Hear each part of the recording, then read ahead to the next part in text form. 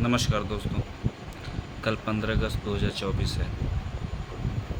कल ही भारत 78वां साल मना रहा होगा अपने स्वतंत्रता दिवस का।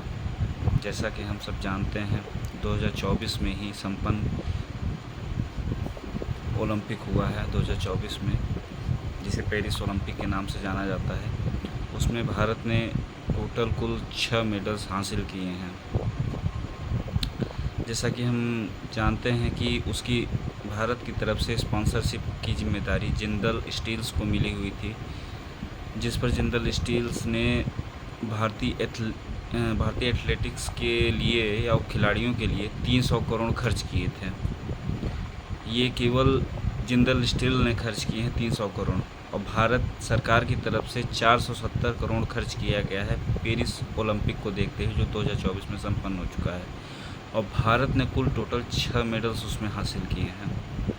तो जैसा कि हम सब देख पा रहे हैं 470 करोड़ भारत सरकार की तरफ से और 300 करोड़ जिंदल स्टील्स की तरफ से, तो कुल मिला के 770 करोड़ रुपए टोटल खर्च हुए हैं 2024 पेरिस ओलंपिक को देखते हुए। और भारत ने मेडल कितने हासिल किए हैं? कुल मिला के 6। और हम बहुत सीना ठोकते हैं कि हम 5वीं अर्थव्यवस्था हो गए हैं, ये हो गए हैं, वो हो गए हैं, चाइना से कंपेयर करने लगते हैं खुद को। आपको याद होगा 2008 में चाइना ने ओलंपिक्स को अपने देश में किया था, ऑर्गेनाइज़ किया था। उसकी सेरेमनी किसी को याद है? ना याद हो तो यूट्यूब पे चाइना की 2008 की ओलंपिक्स की सेरेमनी देख लीजिएगा। आज 2024 है, कुल मिला के 16 साल बीत चुके हैं इस बात को। 16 साल में भी इंडिया भी इस हालत में नहीं है कि चाइना ने जो 2008 में सेरेमनी कराई थी ओलंपिक्स की, वो भारत में इस टाइम वो करा दे 16 साल।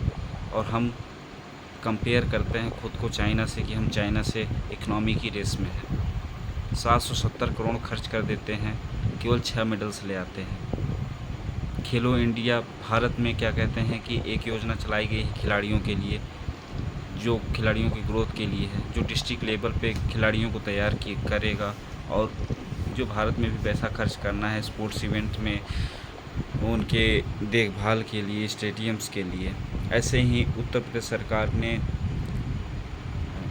खेलो उत्तर प्रदेश योजना चालू की है, जो ब्लॉक स्तरीय पे खिलाड़ियों को तैयार करेगा, उनके ऊपर खर्च करेगा, उनकी देखभाल करेगा, कौन सा खिलाड़ी किस खेल में आगे है, जिसमें हर ब्लॉक में 5 लाख रुपए सालाना खर्च किए जाने हैं। तो क्या दोस्तों, आप देख सकते हैं कि किसी भी ब्लॉक में, हर ज़िले में करीब 8, 9, 10 ब्लॉक होते ही हैं, किसी में 4 होंगे, 3 होंगे, कहा जा सकता है।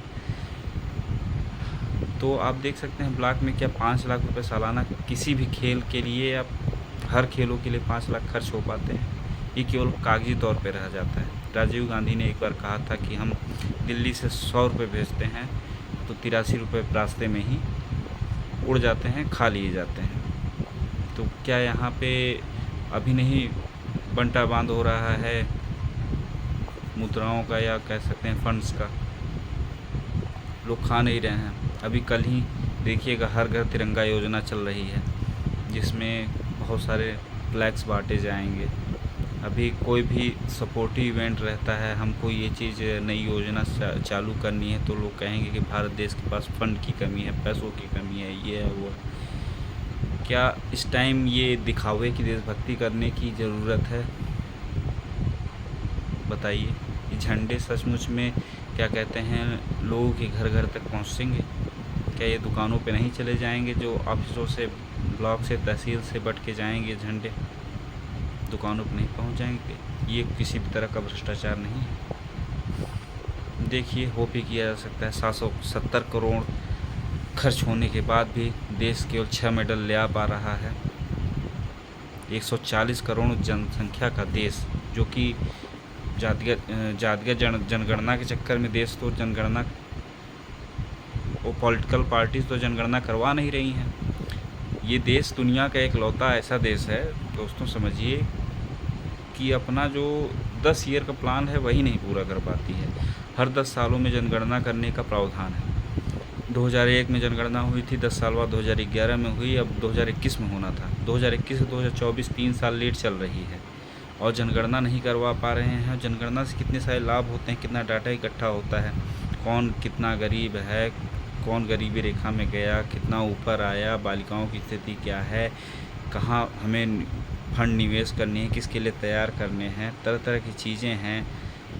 और हम अभी तक डाटा लिए हुए हैं 2011 का, मतलब 13 साल पुराने डाटे से चल रहे हैं। ये देश अपनी खुद की जनगणना नहीं करवा पा रहा है, और विपक्षी पार्टी भी उसमें सहयोग नहीं कर रहे हैं। उनको तो क्यों राजनीति करना है, जातिगत जनगणना। अरे नॉर्मल जनगणना तो करा लो, 13 साल हो गया है, उसके 1 साल बाद आप जातिगत करवा लेना, जनगणना करवाना है तो। लेकिन सब वही है कि नेताओं के जेब में पैसे मस्त रहें और पब्लिक भी गल्ला मिल रहा है, मस्त रहे।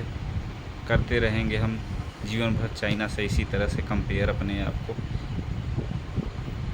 धन्यवाद। आप सभी को स्वतंत्रता दिवस की शुभकामनाएं। कल भारत के 78वां स्वतंत्रता दिवस है। जय हिंद, जय भारत। होप देश बदलेगा, भ्रष्टाचार कम होगा, पर उम्मीद तो लगती नहीं। देखिए, जहाँ चाह है वहीं राह है। धन्यवाद।